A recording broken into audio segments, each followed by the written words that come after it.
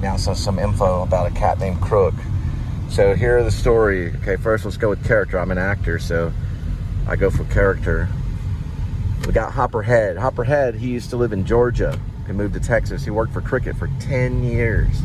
He was working for when Cricket first started off, when the smartphones started to develop. Then eventually he finds another way to make a whole lot of money in the information age. So what ends up happening is he meets a guy named Rob the Runner. He's a sprinter. Does a little rap on the side. He's a homie that can run really, really quick.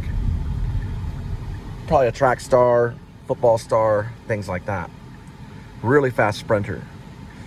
Well, he does a thing called Rob the Runner. So what he does is he grabs a smartphone and goes taking off, right? Then he resells it to Hopperhead. Kind of a sophisticated Frank Booth. And he buys it from him and then gets information off of it. But he has to find a way to open the phones. That's what he used Kitty for. Kitty is a savant. She's also got epilepsy and she can speak in tongues, but she can open the phones. And they do this real kind of Lynchian opening the phone, kind of shaking it around. Then it opens. Then they can get the information, which is just as valuable as the money in the accounts and stuff. This is early 2010-ish, maybe 2011-ish, when the smartphones were getting developed. Okay, we got the characters. We also have a character named Bird. So Bird is an uploader. That's what you can call him. Kind of like a YouTuber. And he uploads stuff, especially little videos and stuff. And he's also very well known. There was a few of them in 2010. Adam the Woo was one of them. He started in 2010. Give me a second.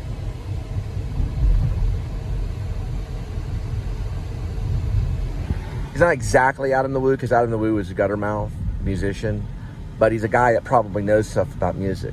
Well, finally, after time goes by, and the story is all about how these characters are introduced.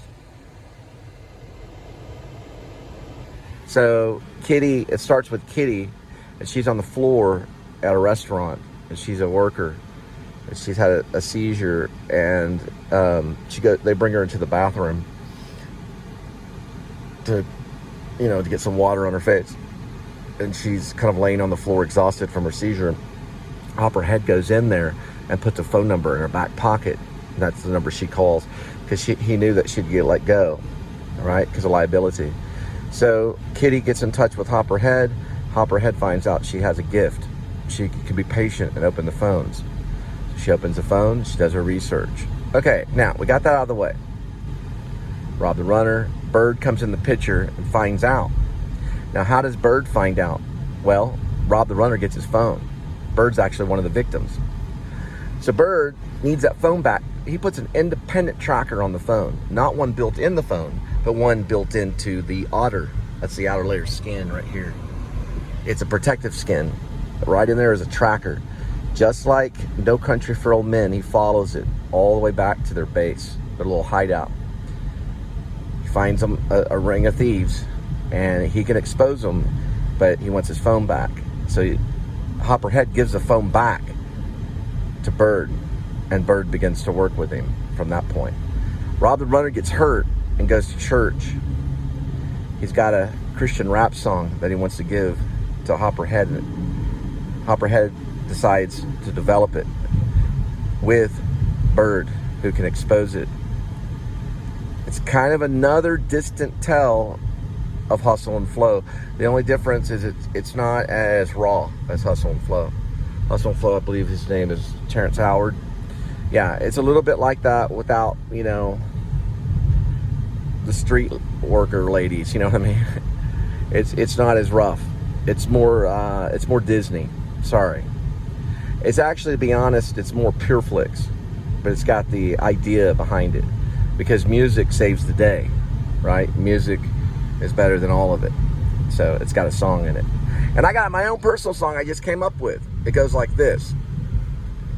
The devil, it's like squashing a bug when I'm sipping on my Jesus mug. The devil. It's like squashing a bug when I'm sipping on my Jesus mug. A Jesus mug is like a coffee mug that's got Jesus on it. Got it? All right, good.